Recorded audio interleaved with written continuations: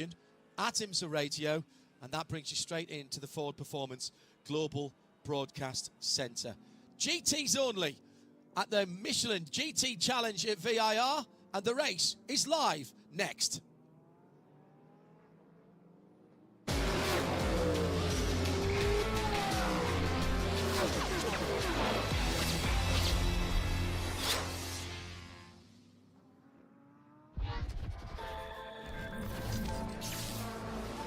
Virginia International Raceway. Just a beautiful facility here, about 3¼ miles, 160 mile an hour, hardcore racing.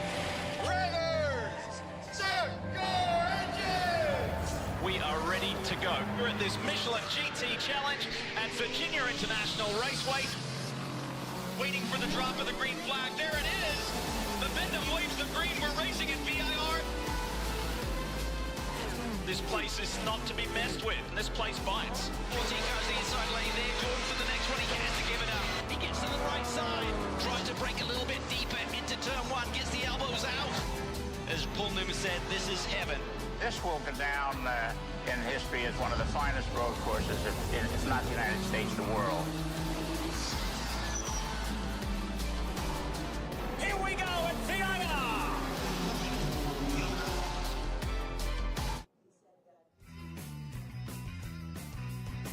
Well, that's got the blood rushing, hasn't it? Beautiful afternoon here for the anti-penultimate round of the Imsa WeatherTech Sports Car Championship. It's the Michelin GT Challenge at VIR in the Ford Global Broadcast Centre. John Hindhaugh and Ryan Marine down in the pit lane, which up until very recently was absolutely chock full of very ardent sports car enthusiasts. Ryan Kankaparty, I'm mixing up my two co-presenters. Arjuna Kankaparty, we'll talk to him in a moment, but first a little bit about this track. It's been around for quite some time, although at the end of the 1990s we almost lost this track altogether, and only by the intervention of the current ownership group in 2000 have we got this track back to any kind of racing opportunities, and since then it's held some great races. Turn one down at the Horseshoe, the heaviest braking area on the circuit, possibly at the old Oak Tree turn up at the south end of things, and if you're a little bit brave, into the roller coaster at the top of the hill at turn 13. Let's quickly check in with Arjuna Kankaparty. I just want to make sure that everybody's cleared the pit lane. Arjuna, are you in elegant isolation down in the pit lane? I am indeed. The cars are all rumbling around the track, John, and we talked about this a bit in Countdown to Green. Without the prototypes here, a lot of the GT machines are expecting that it will be harder to pass. Not as many opportunities to take advantage of the traffic to make moves. And with the track temperature building, I know Ryan mentioned that it wasn't as warm as we were expecting, but I'm starting to sweat in my fire suit, which I think is going to mean the tarmac's going to start heating up and the driver's going to get into the thick of the action. This track is fast, 3.27 miles and 17 corners, and as far as how hard you have to work the brakes, well, in their 50th year, Brembo supporting us here on Imsa Radio, on Imsa TV, with some brake facts about Virginia International Raceway. The technicians tell us that this is a 4 out of 5 difficulty rating. Now, they're not just deciding that over a cup of coffee.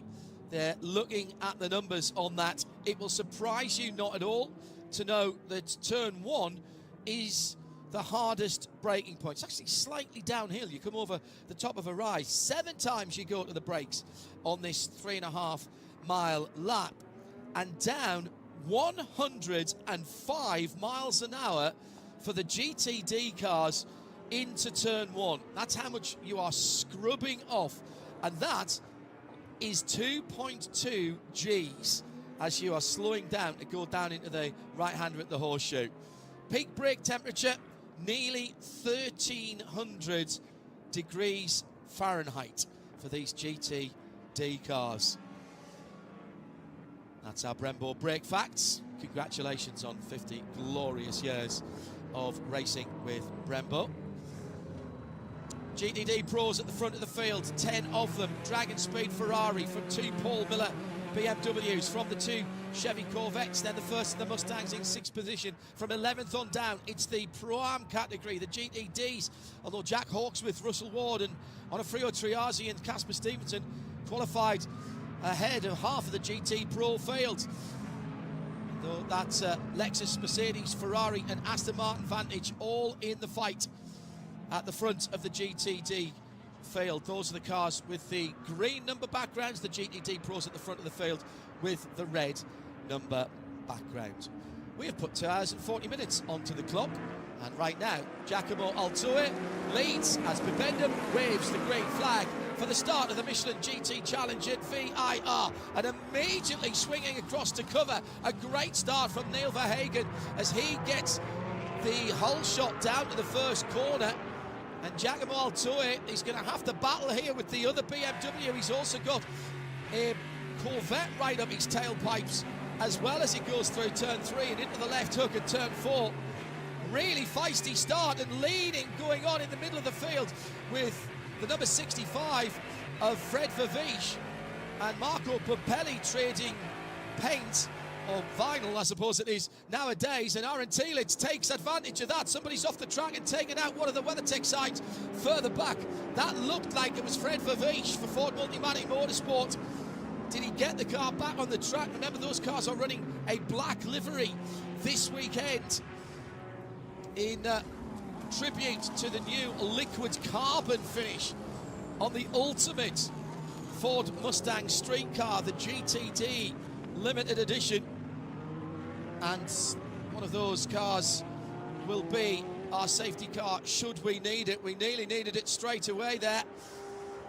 With the WeatherTech sign taking flight, it's landed off the track, thank goodness. Cold tyres, maybe cold brains in there as well. It was a little bit of both, I think, and maybe some contact for Fred Verviche from the Aaron Tielitz driven Vassar Sullivan Lexus as they went through race control. We'll have a look at that. First lap then, about to be in the books.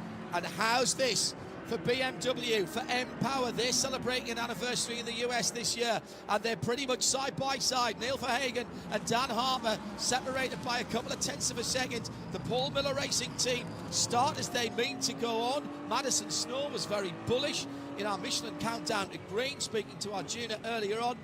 And that's the kind of start to the race that they would have been hoping and praying for, Ryan Marie. Oh, full course yellow is out just as we say that, but you're right, Paul Miller Racing a year ago started on pole and won from pole with Madison Snow as part of the driving lineup, but he's the only one of the 4 drivers for Paul Miller Racing that has ever made an IMSA start here at VIR before.